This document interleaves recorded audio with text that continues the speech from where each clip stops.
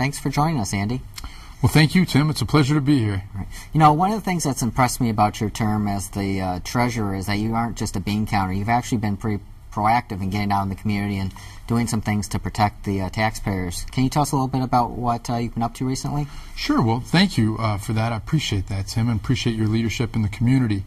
Well, you know, in terms of getting out there, I've been on a treasurer tour throughout all of the 63 communities throughout Oakland County, meeting with some of the local elected officials and talking about ways that we can cut costs and you know, streamline and find some efficiencies.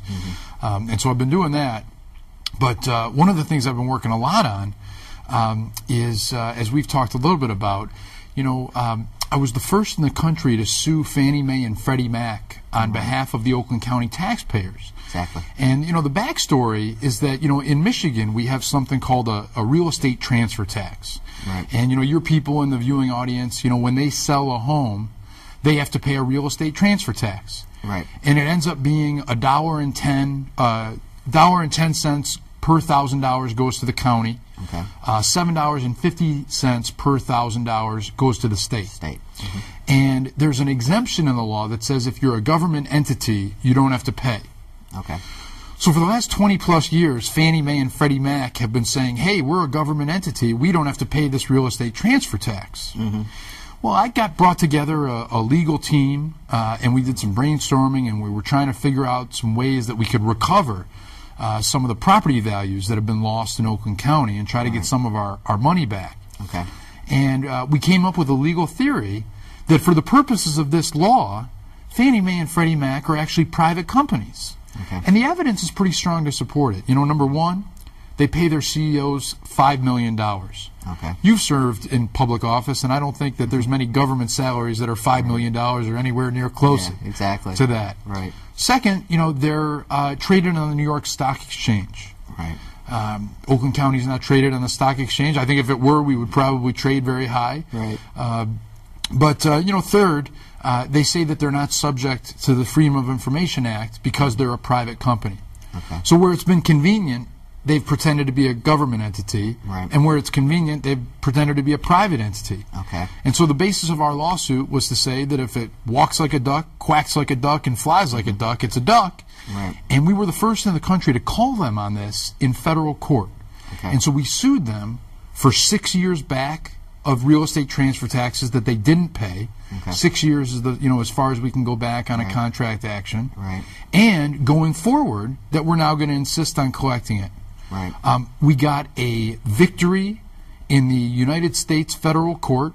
That was a huge victory. You know, people on both sides of the aisle were raving about it. The Oakland Press did an editorial. And so, you know, as we've lost value and as we've given money, like the TARP funding to all these banks that have then taken it and done whatever with it, Right. you know, this is one of the few times where we've had a real victory for the little guy.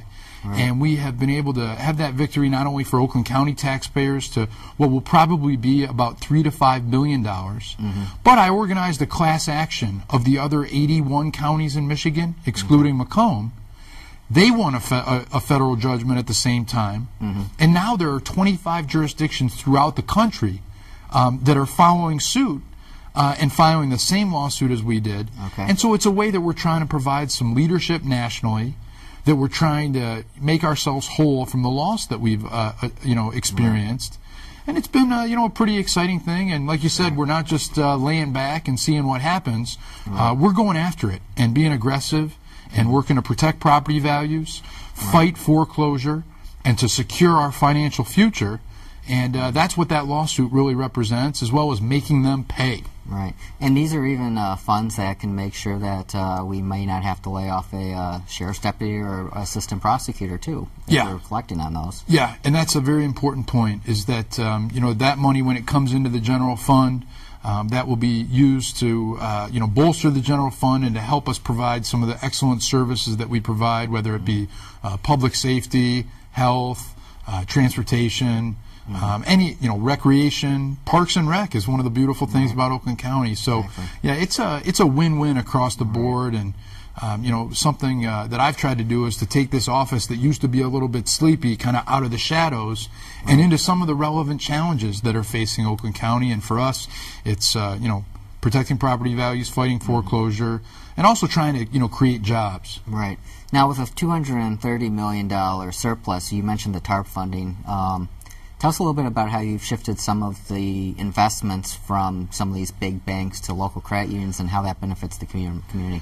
Sure. Well, while the big banks were going through so much trouble and, they had gotten caught with their hand in the cookie jar on all these mortgage-backed securities, and they stopped lending. In contrast, our community banks and our credit unions, they continued to lend. And they didn't take on a lot of the toxic assets that some of the other larger banks had taken on. Right. And so when I became county treasurer, I shifted gears.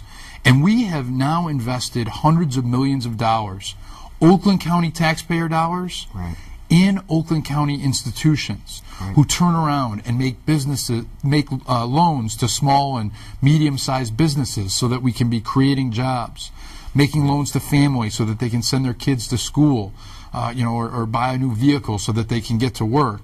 And that is just a way of us to work smarter with the money that we've got and to get a better return on investment, right, which is what I think the taxpayers really deserve. Right.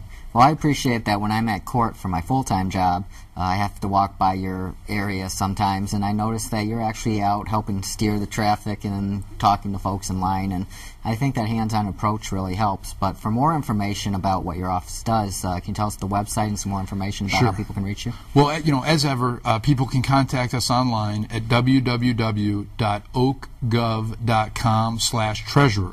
It's oakgov.com/treasurer. Mm-hmm. They can call us at 248-858-0624.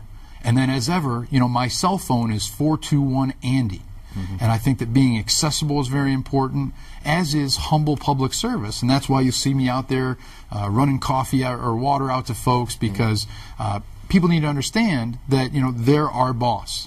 Right. And so that's that's how we try to treat them and give them excellent customer service. Right. Well, we appreciate the job you're doing. And I guess just to wrap up, if there's one thing you want someone to know about the county treasurer's office, what would that be? I think the one thing is that for the money that's invested in this office, we bring one of the most significant returns on investment of any entity in the entire county. Whether it's our return on investment from investments in local banks and credit unions, or our administration of the tax foreclosure process. And when people walk away from their properties, refuse to enter into even a $25 payment plan, state law requires us to sell their properties instead of letting that tax burden shift on to others, which I'm not going to let happen on my watch. We this year looks like are going to bring in $5 million for the county, and that's $5 million that the taxpayers don't have to pay for. So I think for me it all comes down to return on investment, dollar for dollar. I'm Tim Burns. You've been watching Oakland Connection, and we'll see you next time.